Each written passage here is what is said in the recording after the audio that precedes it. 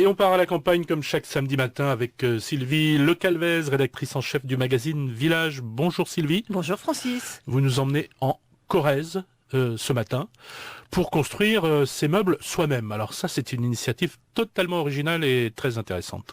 Ah oui, alors effectivement, on va à Ayen, en Corrèze, petit village, pas très loin de Brive-la-Gaillarde. On va rencontrer Patrick Gagny, 56 ans. Alors, il était menuisier très traditionnel, en Haute-Marne.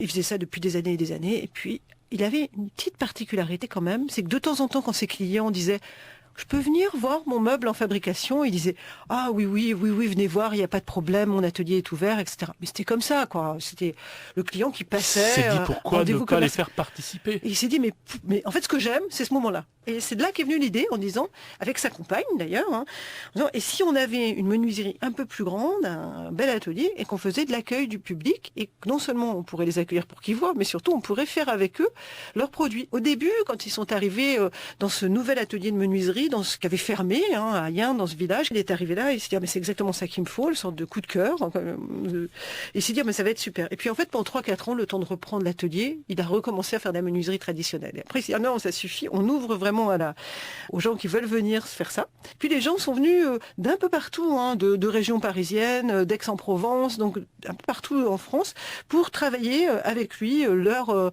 meubles, leur escalier, leur table, leur tabouret. Enfin.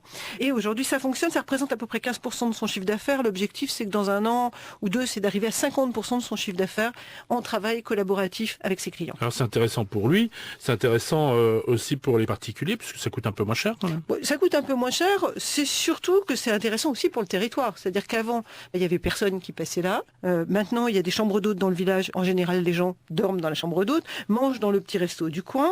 Oui, il y a des retombées locales. Voilà, ça crée vraiment une dynamique locale, une fréquentation touristique totalement inattendue. Par contre, ça n'a pas été si simple qu'il imaginait, parce qu'au début, il s'est dit, c'est mon entreprise qui va faire ça.